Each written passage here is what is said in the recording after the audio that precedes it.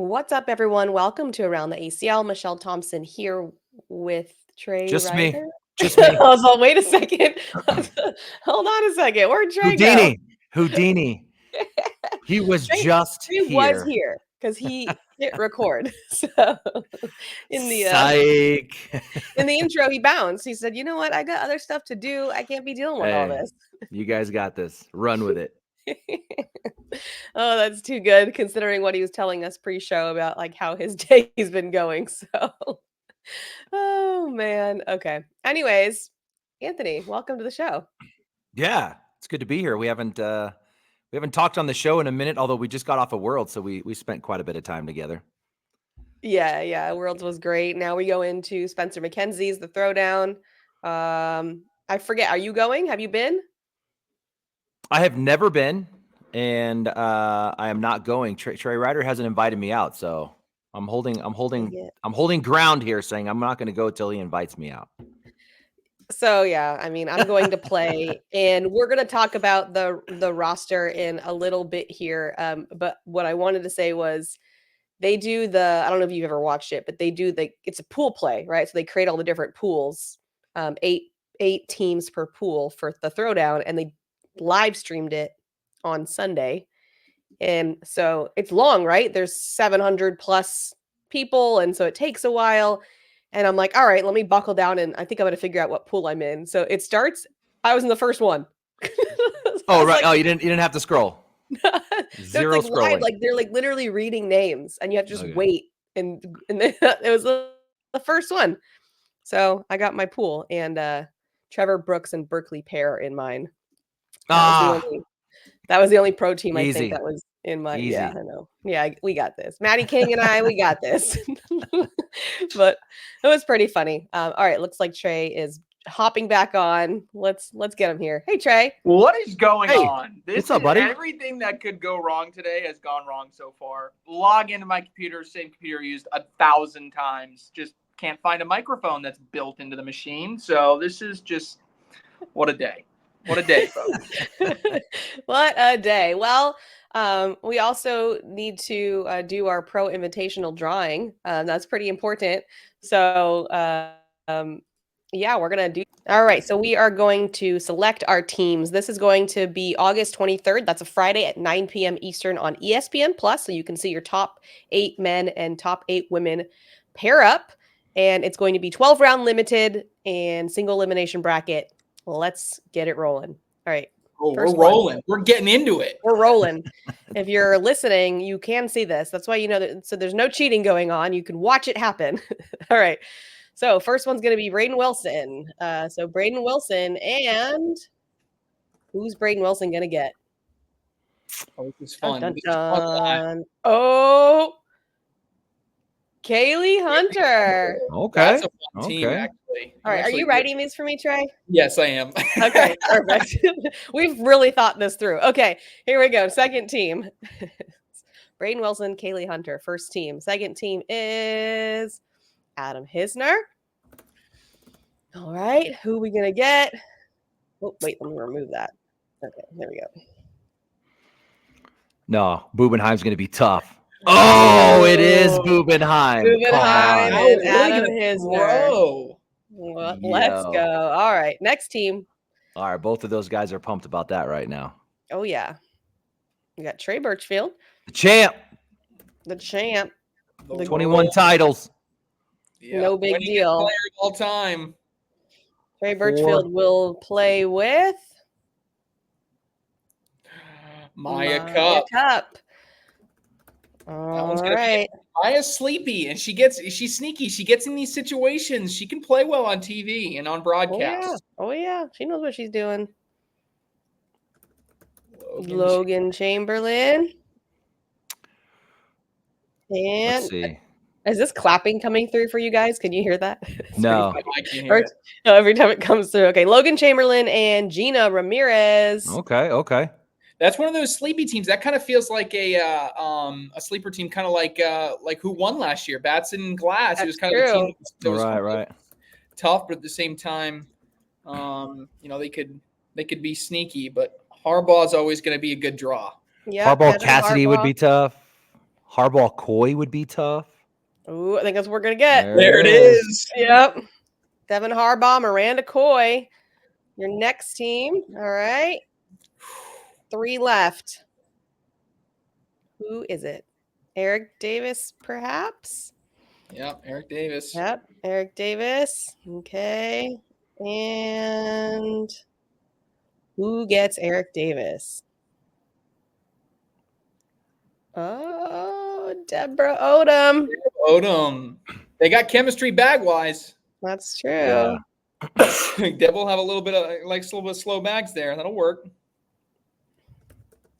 All right, Jeremiah Ellis. Who is he going to get? All right, girls, you got a 50-50 shot here. Yep. Either Sarah Cassidy or Emily Downer. It's going to be Sarah Cassidy. Oh, she's good. She's clapping right now. She's clapping. Yeah, that's a good pairing. But I tell you what, the last pairing, Jacob Trzynski and Emily Downer, they at least have chemistry, right? I mean, both are from the Northeast. Both have played probably against with each other a handful of times. So that's not a bad drawing either. These feel pretty. Like, I feel like in previous years, even though they haven't won, I felt like there's been a team like dominant. Mark Richard. It's like, okay, I feel like they're going to win, but let's go over the teams again. I got Braden Wilson and Kaylee Hunter, Adam Hissner and Cheyenne Bubenheim, Trey Birchfield and Maya Cup, Logan Chamberlain and Gina Ramirez, Devin Harbaugh and Miranda Coy, Eric Davis and Deb Odom, Jeremiah Ellis and Sarah Cassidy, Jacob Trzynski and Emily Downer. There you go. Pretty good. Man, when we don't have time to think about it, my brain just starts going a million different directions. Well, you can catch it all Friday night. I definitely will be there in the audience watching. I'm excited. This will be really fun. And it was round limited last year, because I think that's what we mentioned on the show last week. I was just confirming that. So cool. This is good. I mean, I don't know if anybody stands out to you, Anthony, but I mean, obviously Hissner and Bubenheim feels like got to be the favorite. That could be the big favorites, right? Especially, like, I'm just thinking bag selection wise, like, what do they end up going with? Like, is there a slow enough carpet bag from All Cornhole that Adam can throw, or does Cheyenne throw like the slick side of the dart and just throws that the entire time while Hissner throws the tacky side? I don't know. That's tough. But Wilson and Hunter is really growing on me fast. Like, both players really hot towards the end of the season, playing some of their best. Kaylee in particular. Ellis and Cassidy is scary too. Like, they might be sneaky good there. I don't know. There's a lot of different directions to go here. Yeah, I think Hissner Bubenheim bag's not going to be a problem, because they're throwing pretty much a similar bag. With Bubenheim switching over to the Phoenix, which is going to be very similar to the Dart. So I think they're going to be good there. And we saw on the broadcast Bubenheim dealing with fast conditions one night, slow conditions the next, and still throwing really well.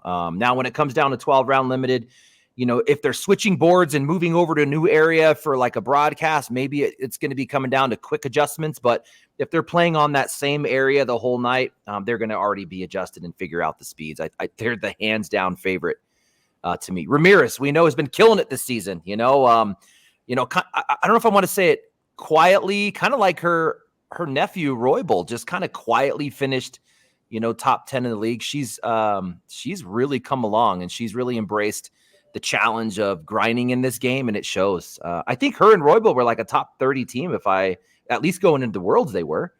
So she was one of the few women in the pro division in a doubles partnership who were able to be a top team in the league. So she's going to be killer. I don't know. I really like Ellis and Cassidy. I don't know. What are your thoughts here, Meesh? I like Ellis and Cassidy as well. I think Wilson and Hunter can do really well. I mean, it's top 8, right? They're all going to be good teams no matter how you pair them up. And I like the Trzynski Downer kind of regional connection being close to each other.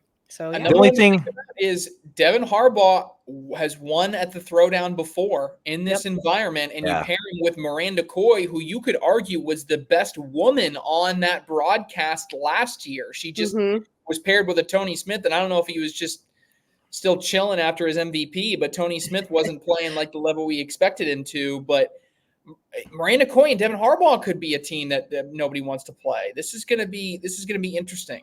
Yeah, good call. That one was kind of hiding in the middle of the pack for me. I wasn't really focusing on that one. But did you say this one will hit a main stage, ESPN Plus? Yeah, this will be on the broadcast court area, right? And as we seed them, right, we seed them as we drew them, right? So you saw Braden Wilson and Kaylee Hunter. So we could actually go through that right now too real quick. I know we got to talk about some other stuff, but Braden Wilson, Kaylee Hunter, the 1 seed. The 8 seed would be Jacob Trzynski and Emily Downer. So out of the gate, it's Wilson, Hunter against Trzynski and Downer. Then opposite side of the bracket, but you have your 2 versus your 7. So it'll be Hissner and Bubenheim versus Ellis and Cassidy out of the gate. Out of the gate. Ooh. Tough. 3-6 will be Trey Birchfield, Maya Cup against Eric Davis and Deb Odom. I would say those are 2 teams that we didn't immediately name coming out of our top line. So I think one of those teams getting into the second round can help build some momentum and some energy. That's good. And then the 4-5 will be Logan Chamberlain, Gina Ramirez versus Harbaugh and Coy. So I think that can be another tough one as well. So interesting how the bracket played out. Definitely. All right. Well, let's get into more throwdown information. We've got, of course, our big doubles roster. This one is always well attended. We get tons of people. I was telling Anthony, Trey, when you weren't here, that they did the drawing or the pool, thing on Sunday. So if you guys haven't watched that, you go to the Throwdown Facebook page and they have the live video there where you can see who's in your pool. And so I'm playing with Maddie King, and they even said on it, like, I don't think this is like Maddie King. It's supposed to be a different Matt King. And I was like, no, that's us. We're coming. Yeah, we're coming. He did change his Facebook name. That one confused me for a second too. Yeah. Matt King. You're like, Matt King, who's that? Yeah. Anyways, Anthony, I know you had a chance to look over at the roster. So this is going to be, by the way, the finals will be broadcasted on ESPN Plus Sunday, August 25th at 10 p.m. Eastern. So you can check that out. But Anthony, who are you looking at? Yeah, so full roster gets dumped in front of us here. We don't know if this is, I don't know if this is going to be the final roster, but we're close to 800 teams, at least on this roster here. So that is pretty insane. That's a lot of teams. I kind of broke them up into, obviously like your favorites. I got a second category where it's like, man, these are teams that could come in and win it and surprise us. Some surprise matchups, just odd matchups that I think could actually do some damage was a category too. And then so on from there, obviously with so many good teams, I have 59 teams that I highlighted worth talking about, but we're not going to be able to talk through all of those here. Favorites out of the gate for me. And there's about, 16 of them. You got a Turpin Malone, interesting partnership. That one kind of fell into my interesting partnership category, but also a team that could come out and win this thing. Dylan Turpin throws a really hard and low bag, so when we talk about being outdoors, especially in the wind, we see certain players struggle, which still kind of, I guess I got to get out there and actually see it because we saw Maudlin make a good run one year, and we know he throws kind of a higher, kind of a wobbly bag. So it was like that one kind of blew my mind a little bit. So when you talk about like a Ramirez on the women's side, who also has that kind of just Matt Guy-ish, Maudlin-ish kind of floppy bag, you would think they wouldn't do as well in the wind, but we've seen some players make runs who don't necessarily have those fully loaded, hard low bags like a Dylan Turpin teaming up with Kyle Malone, and we know how good Kyle Malone is. The guys are going to be in the field. Matt and Brett Guy, they definitely stood out to me as well. A team that, we just expected to do better things in the pro division. But, hey, here's this last run, big tournament. Maybe the guys actually come out and make a run like they thought they could. Noah Almanza and Jacob Trzynski is nasty, and we saw how good Noah Almanza was last year. Forever, I'll remember that walk-off airmail in Crew Cup. It was Tanner Halbert who came up short with 4 bags, so he's sitting 8, and it was Almanza to go over the top backside for the win on TV. So awesome to see that. They're teaming up this year. We know Almanza actually having moments where he's showing his top 7 status that he had a couple, last year or the year before. So those guys are going to be tough. Hey, how about the runner-ups in the finals, Alan Rawls and Chris Kingsbury? I mean, if you were not there, Trey was there, Meesh was there. It was actually a pretty cool moment to actually, it was a tough moment for them, but a cool moment to witness two guys that came in there win the whole thing. You know, when you're looking at the, you know, these champs and these guys that win, there's always that loser that's in a different situation. It was tough watching. These guys did not leave the court. I mean, the place cleared out. The stands were empty. The staff was basically gone. And you got Rawls and Kingsbury stayed on the court staring at this empty, you know, stage that they just performed on, had a chance to win it in the end. It came down so close. They just couldn't leave the court. And that moment just sunk in for them. It was rough to watch, but at the same time, I'm glad I was a part of it because you get to see the other side of the winning. We see all the fun in the winning, but there's always that other side to them. I would love for these guys to come out here and win this thing. Bubenheim, Al Halbert, I thought was an interesting matchup. I mean, yeah, I think it's an AAR thing with that shared sponsorship. They can certainly come out and do work. Spencer Fabianar and Tony Forbes caught my attention. Alex Rawls and Matthew Sorrells really got my attention. We know these guys throw outside a lot in Florida. We see the practice videos outside, kind of in like garages with open door. Not only do I think they have chemistry together, but they're going to know how to play outdoors together as well. And that practice board they play on, it looks like it's been weathered on for like 3-4 years. It's just wood sticking out all over the place. I don't think the outdoor elements are going to bother these guys at all. I actually think they might be like a championship level team, even in the finals. I like them. And Sorrell showing coming out of retirement that he is still a force to deal with, making a decent run at Worlds as well. Adam Hissner, Trey Birchfield, we don't need to say anything else. The world champs, obviously, they're going to be able to come out. They're also good in the outdoors as well, at least from what I've seen on some social media. Chamberlain, Burton Jr. are going to be tough. Braden Wilson, AJ Sims are in the field. We've got Jeremiah Ellis and Ryan Hart in the field. Obviously, they're going to be tough. Dedicated pro partners this past season, going to finish it off. Mark Richards and Alex Hicks have always done really well in this. Mark Richards going over to throw Alex Hicks's bags. He's always come over and picked up the BG bags and done really well with them. I really like Mark Richards with that style, that kind of herringbone style carpet in his hand on outdoors. But we know, and they made a deep run the last couple years. So just comes down to Hicks getting onto that court. And we saw it again just this past, couple weeks at Worlds. Hicks just really struggling on the broadcast court. You could even hear his voice if you listen to it back. And he just, at the end of the match, he's like, I can't play on this court. So you hear him say it out loud. So the struggle is definitely there. You got those teams that can make it to the end, but it's like, who can finish? So when you talk about winning it, you got to kind of be a little hesitant with your Harbaughs, your Alex Hickses, those kind of guys, just because it hasn't happened yet, right? Jackson Gore, Sammy Soto, a committed pro team, are going to be tough. Ryan Smith and Ryan Wiedenfield, maybe this is their last run. Did you guys see on social media that they were breaking up for next season? Is it true? Is it true? Yeah, because could it have been a joke? I said the same thing with Chamberlain. Chamberlain's like, yes. I'm not playing with JBJ anymore, right? And then they came back. Gotcha. Like I genuinely don't know. I think it would be terrible if they broke up. Yeah, I doubt they are. I doubt they're breaking up. But it has to be a joke. It has to be a joke. But hey, Anthony, Harbaugh has won at the Throwdown. True. Was it on? Was that one on TV? Yes, because it was my sideline reporting audition. So I definitely interviewed him. So he has done it there. So he's 1 for 80. All right. So you're telling me there's a chance. I'm just kidding. Rude. And then the last couple for me, obviously, we cannot ignore like a Trevor Brooks and a Berkeley pair. I saw a post if you haven't seen the post from Brooks, it was actually an interesting stat. I think it said 7 for 7 or something like that, finishing deep in the brackets, Final Four or something like that. So those guys have insane success. They're so fun when they get together as a partnership. I mean, it is intense. There's a lot of vocals going back and forth. It's aggressive. And they play aggressive. So they just go for it. And then Kano, Hamilton, of course, always a threat. They're also going to be in the field, a committed pro team who I haven't seen anything yet if they're going to return as a team. So we're in that kind of weird category where this could be the last hurrah for a lot of these top 10 teams that we've seen over the past couple of years. Yeah. So Berkeley pair, Trevor Brooks in my pool. So fun for me and Matt. Oh yeah. You got this. No big deal. I'm shooting for that tier 4. All right, Trey. Any last minute things before we move on?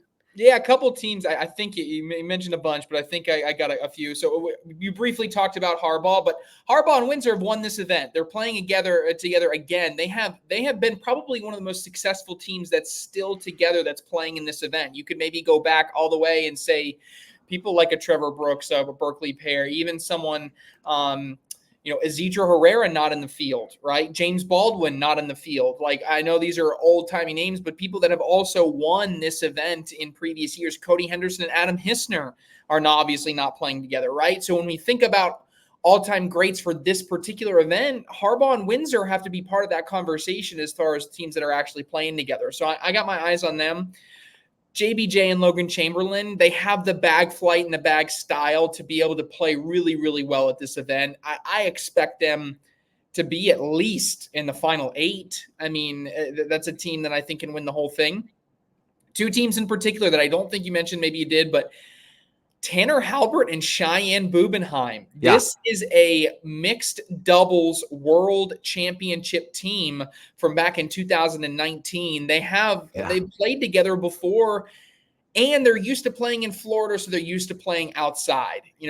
Sometimes you could maybe think that Cheyenne's bag could get, doesn't have a ton of revolutions, but it is a flat bag, so sometimes it can get knocked down by the wind. But at least in tacky versus slick conditions that she's going to be able to fight through that just based on her bag flight and the way she can control speed. So I look for them. And then Tony Smith and Corey Gilbert. What a team to kind of match up together. And it's certainly going to be fun, right? I don't know if that was like Tony Smith going, "Hey, Corey, thanks for running the slingers all year long when we won the teams championship. Now I'll be your partner at the throwdown." But I don't know how well Corey plays outside, but certainly we know Tony Smith can play well outside in the conditions. I expect that team to be pretty sneaky good.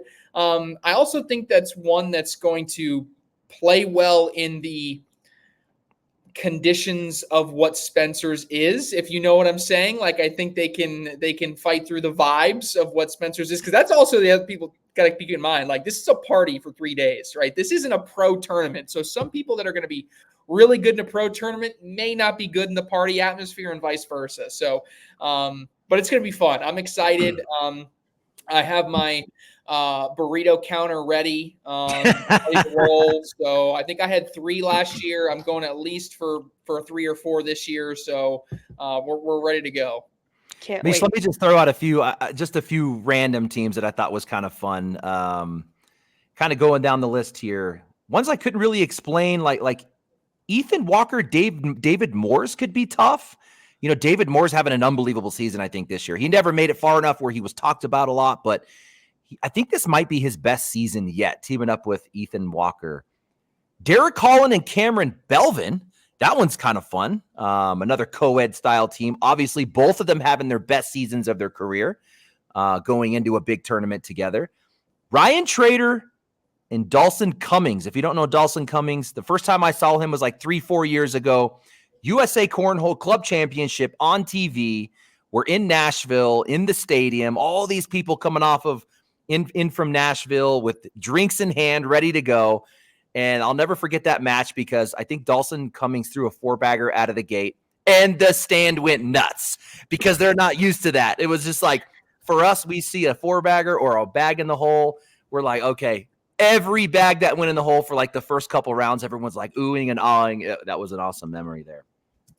How about out of Arizona? We've got Chris Roybal and Ty Lopez.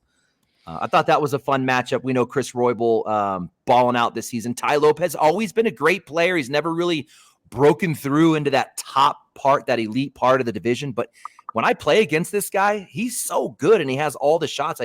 I never understood why he wasn't able to break into like a top 15 because I think he's that talented. This one's kind of crazy. Caleb Batson and Derek King. How did that come together? So Derek King coming in. I was going to get a second round. I was going to pull out Batson and King because I was like, what in the world is this? What is that? What is that? Batson obviously coming off his worst season ever. Derek King essentially coming in off the couch. So, hey, who knows? Maybe they could surprise us all and put together this amazing partnership and run through it. Jordan Batson Power, Jacob. Win the whole thing? Is that the hot take? I'm not going there. I'm not going there.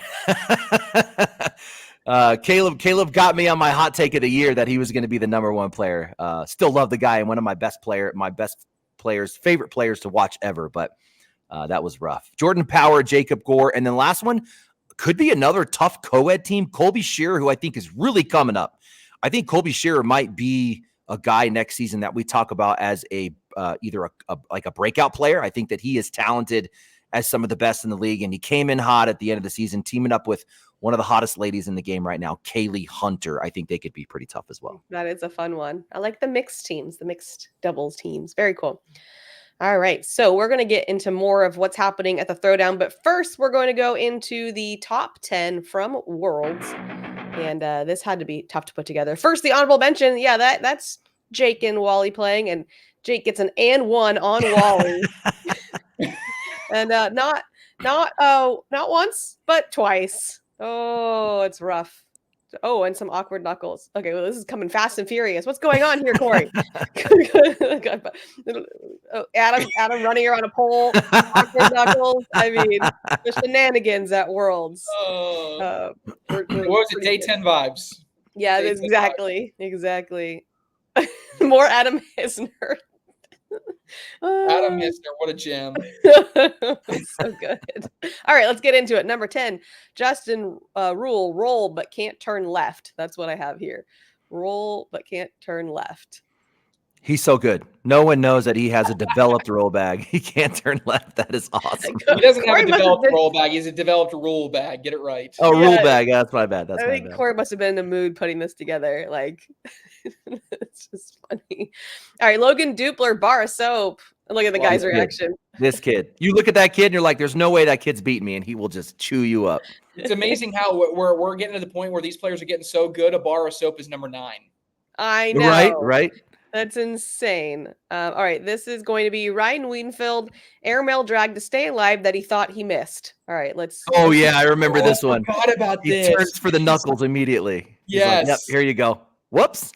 Birchfield didn't want anything to do with it. Birchfield gave him nothing. He was just like, you mom. That is iconic, right? I mean, just completely thought like, how do you think you miss it that bad? That bad. That's crazy. 7 is Ryan Schrader, 2-bag rodeo. There it is. Oh, yeah. That's a big one. He's so fired up. Number 6, Logan Dupler's got a roll. Must have been a good one. Is that number 6? Oh, that's tough. That's a 3-level roll. 3-level roll. Yeah, I mean, you're rolling a foot there, really, which is a long way to go. You really have to get that wheel action. It can't be a flop. It's got to turn into a wheel and go end over end in order to get that to happen. A really tilted roll bag. Yeah, it went on a hike. All right, Jimmy Humans, 3-bag drag. And leaves that bag. And leaves it. Insane. Because I didn't know. I was calling the other court. And I just remember like seeing everybody go crazy. I'm like, he had to have just hit something insane. And sure enough, that's what it was. So big crowd reaction. And that it was.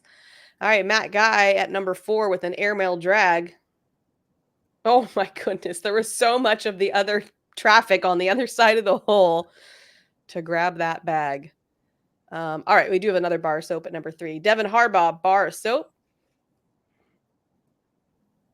Oh yeah. Took that one right over the hole. So I'm seeing the bar soaps kick up a lot at Worlds. So many more attempts at the bar soap. People are seeing the value and really getting their line down on a and I think the key is people are realizing you don't have to throw at 10 out of 10 speed. You do have to throw at 8 out of 10 speed, 8.5, but you do not have to chuck that bag as hard as you can in order to get that bag to move. 100%. And finding that spot right behind the bag. So you're kind of just like scooping it up. Yep. People are getting good at it. Number 2, Devin Harbaugh with an and 1 2-bag airmail drag. I feel like I'm doing a Starbucks order. Bang. That was a mouthful. Oh, wait. We got a Logan Chamberlain reaction. American flag. Go USA. USA. What's number 1? Noah Almonds on the broadcast with the USA chant was too good. All right. Tony Smith with a 3-bag drag. Here we go. Boom. This was the other one. I knew something crazy happened. Again, I'm calling the other court, but I'm watching Harbaugh versus Tony Smith, right? Go head to head. And all of a sudden, everybody goes crazy, right? And then I look at the score, and the score did not change. I'm like, is the tablet not connecting? What happened? What is the score? And then I look, and a wash was entered, and I'm like, why are we going crazy for a wash? And it wasn't until I saw it later that I was like, oh, that was probably a game-changing wash. I mean, you could say that Harbaugh might have gone on to win that game if Tony Smith doesn't hit that. Yep. Crazy shot. All right. We also have a celebrity broadcast crew cup, very unique. That's going to be happening at the Throwdown. That's going to be Saturday, August 26th at 10 p.m. Eastern on ESPN Plus. So I'll just rattle off the teams here. So you're going to get Lily Pons and Hannah Stocking teaming up with Ryan Windsor and Jordan Power. We got Two Turnt Tony and Harry Jousey teaming up with Kaylee Hunter and Kayla Calvey. Zach King and David Lim with Jeremiah Ellis and Braden Wilson. Shamar Moore and Chuck Liddell with Trevor Caballero and Matthew Sorrells. Jenna Bandy and Juglin Josh Horton with Trey Birchfield and Cheyenne Bubenheim. And Jason Tardick and Kendall Toole with Ethan Walker and Adam Hisner. So that should be fun to watch. How did these celebrities get picked? Do you know? Well, this is all influencers. So everybody kind of, with the exception of maybe like Shamar, David, and Chuck, just because they're just like resident staples. Spencer Mackenzie's, they're part of the crew now, right? So aside from them, it was John and David wanted to bring more publicity over to the Throwdown, and what better way to do it than target influencers? And so really, it was all of these people. There's maybe a good bunch of people. Like, this is one of those lineups where so many people are going to pick out one or two people and be like, oh my gosh, I can't wait to see them. And they're all going to be different for different people because they all have different audiences across the internet, right? So like me in particular, you guys know me, Peloton fiend. I get to see Kendall Toole again, right? But personally, I'm a huge fan of Two Turnt Tony, him and the duck. I don't know if you've ever seen his pet duck. That's how he went viral. He literally just films videos with his pet duck, and his mom yells at him all the time. Like, I like almost during COVID, I watched Two Turnt Tony videos all the time. And then you get people like Jason Tardick. He's building his own Bachelor. I was going to say The Bachelor, and then also now dating Kat Stickler, who's all over my TikTok type of thing. So like, there's different people. Like, I literally got texts from some of our pros that may be of one particular gender that said, what do I have to do to get in with Harry Jousey and play with him? So I can see why. I'm a big fan of all those dating shows. And then Zach King, I think maybe the most followed out of all of them. And he just does an eclectic group of different, almost magic focused and other things that are really, really viral pieces of content all over social media. So there's just like different people from different almost sub industries of the influencer group, right? And so I think this is going to be a lot of fun. And because we had so many, we're like, we don't want this to be 4 hours, right? Why not have a crew cup where they're literally the celebs and the pros are having to pick each other up, right? The celeb misses. I just can't wait for like the celeb to put the bag on the board a little bit to the left. And then, you got Trey Birchfield having to step all the way out. Go get it. Right? I mean, that'll be what's fun. And that's what's going to make it even more important for a lot of these celebs. Just get the bag on the board and like let the pros be pros and start cleaning some stuff up. So I think it's going to be a lot of fun. Yeah, I'm excited about Moore and Lim in the mix. Obviously, gotten to throw with them a little bit in the HQ. Super nice dudes. I'll still never forget Shamar Moore picking up Trey Birchfield on his shoulders on the broadcast. He's in his mid-50s or something. I'm like, I'm 10 years younger than him. I'm like, I would blow out at least 2 vertebrae and a hamstring. There's no way. But I'm super excited about just an old school, I'm kind of becoming one of the older guys in cornhole now. It's crazy. But Chuck Liddell going back to my days. So UFC was kicking up when I was in high school. So watching that go from, bare knuckle with like Hoist Gracie showing us Brazilian Jiu-Jitsu for the first time.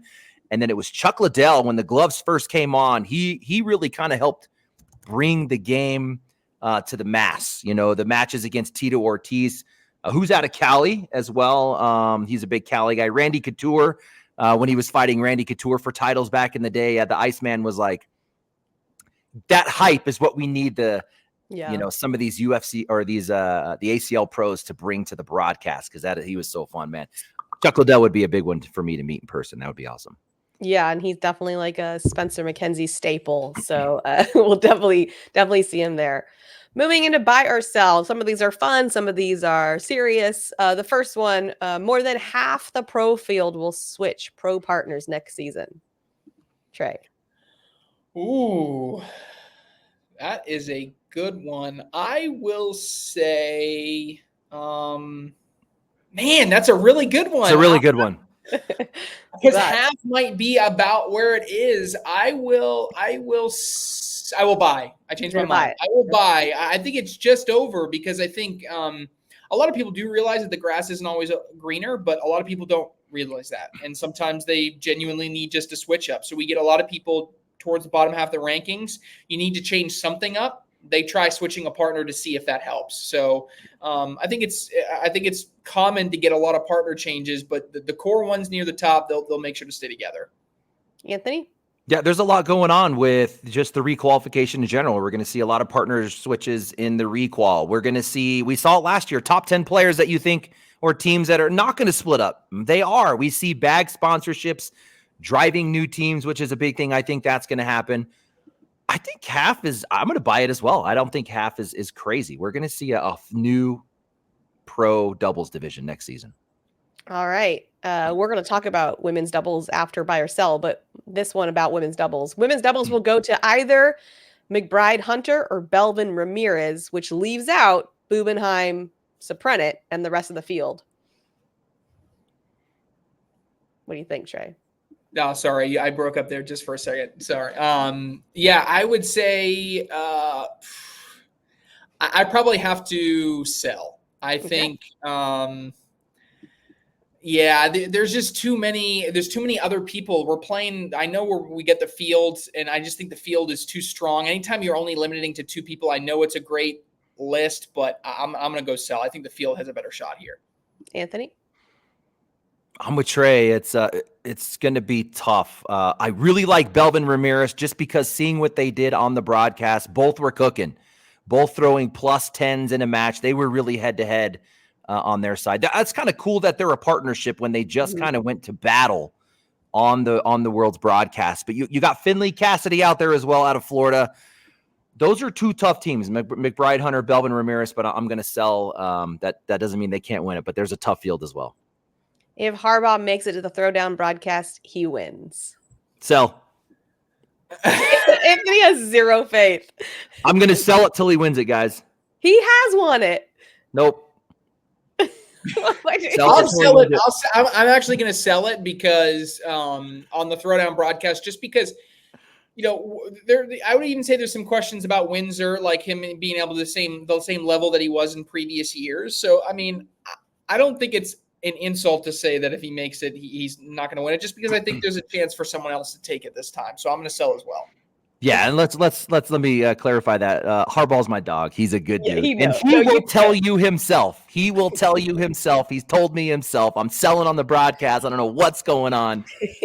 He's not offended. He's got a good attitude about it. Jake will eat more fish burritos than Trey. I don't know. Trey's got a counter, so. You know what though? But Jake is one of these type of people though that like I'll say like sell, like he's never going to come close. And then he will make personal it his mission job that weekend to be like, yo, what's up? Number 6. Like, I feel like I have to abstain from voting on this. Like, I can't. Like, what I'll say is I'm going to give it my all, and we're going to see what happens. I'd like, you know what? No, still, he's not eating more than me. No. Oh my God. Just a sharp turn. Okay, Anthony. I was going to buy that because I just didn't see the confidence out of my guy here, Trey, that he was going to win it. So I was going to buy it, but he kind of came through at the end there with I'm going to go with sell. Trey's going to get him. It was a journey, but he got there. Over 30% of the Throwdown attendees will be sunburnt. Over by. I mean, everybody's going to be sunburned. I'm going to be sunburned. Everybody's like, how are you not getting better at sunscreen? I was going to say, like, is there any lessons learned here? Nobody's learned from last time. No, because this is the same thing that happens. You guys that are from California, okay, just you don't get to participate in this conversation for a second because you go outside and you go, oh, the sun is really, really bad, but I'm used to it. So you put on sunscreen. Us, especially from the South, if you're from the north, you just walk out, see sunshine, you don't know what to do. So like that's just a different boat, right? But if you're from the southeast part of the United States, you walk outside, you see the sun's out, but it's 72 degrees, and you're like, this is amazing. I don't have to do anything because it's not 106 and 95% humidity, and I'm not sweating. So you're like, I'm good. I'm literally invincible right now. The sun can't hurt me because I'm not sweating. And then you get to the end of the day and you're like, I don't feel like I'm hot at all, but my face is a lobster red. So that's just like the progression of what the southeast part of the country is going to do. Oh, that's funny. Anthony? Yeah, no one seems to learn from their lessons. It's awesome too when you know, as a viewer, you don't get to see all the follow-up, but then they show up on ESPN and it's just all the faces once they hit TV at the end of the day. It's just like, oh my gosh, that is Nobody's awesome. learning. Nobody's learning. All right. Last one, Maddie King and Michelle Thompson, biggest underdog team. I mean, I thought so until I saw one team. I was scrolling through the list. I'm like, nope, there's definitely a worse team. And that's going to go to Nick Thompson and Scotty the Body Springer. wow. Shots fired. Biggest underdog. Is that an insult or is that a compliment? Like, does underdog insinuate that you're going to do really well? I just don't know if I'm answering buy or sell if this helps you in this situation. It was a sarcastic being confident, but no. I mean, look, I hope to get into a lower tier and maybe do some work in a lower tier. But 2 years ago when I played in it, I accidentally got into tier 1 and I was so like, what am I doing here? Like, I should not be here. Put me in a different tier. So it just happened the way our pool went. But yeah. All right. We also have the Throwdown women's doubles. That will be happening on Friday, August 23rd at 5 p.m. Eastern. So we got a much shorter roster here, obviously. But Anthony, what are you thinking for women's? Yeah, we mentioned Belvin Ramirez a little bit earlier. Obviously, that one's going to be really tough. I kind of like them in a championship just because Belvin, we saw what she did at Worlds, arguably the best player out of the women's division that week, making multiple Final Fours, multiple formats, just did so well. And then Ramirez continues to climb. There doesn't seem to be a decline for her. It's just up. It's just straight up. So I think that they're going to be super tough. We mentioned the Florida team, you know, the veterans, if you will, Finley and Cassidy, who have been around for a long time. I do like the Hawaiian girls getting together, the Calvi sisters, the sisters, right? Or cousins, sisters. Michaela, always a high PPR girl. I mean, she could throw 10 pluses in a game. They seem to grind out the game back home. And I imagine they're playing outdoors in that nice weather in Hawaii. So maybe similar conditions that they're going to see in Ventura to what they're used to. I couldn't help but stop scrolling when I saw Dia Lee on the list. We saw what Dia Lee did at the World Championship, you know, your women's world champ. I did a little research because she's teaming up with someone named Christina Adelman. So I just did a quick little look. I'm like, what are we going to get out of Christina Adelman? What kind of partner is she going to be for Dia Lee? Because we saw Dia Lee 11s. I mean, she just killed. She threw an 11, close to an 11 in that match in the final. Adelman, not bad. She's got a good consistent stroke. So you team that with a world champ in Dia Lee, and maybe they can do some work. Those are a few that kind of caught my eye. Trey?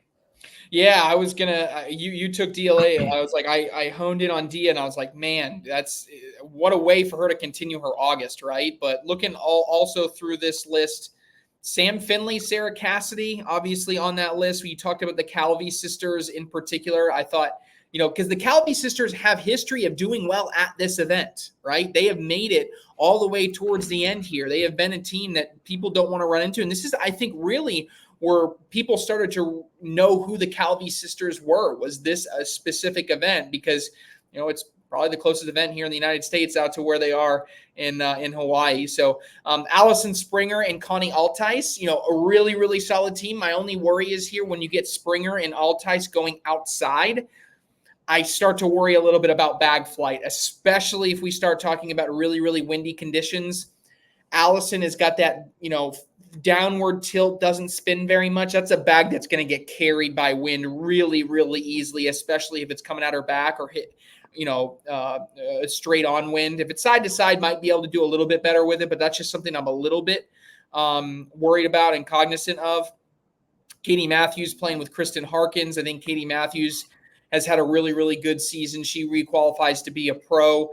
She can make a run. Elizabeth Tennyson and Deb Odom. I think Deb Odom is someone that could be successful in this type of field, in these type of conditions, just because she really has that low flying bag that's going to cut through the wind or get under the wind and just fight through it.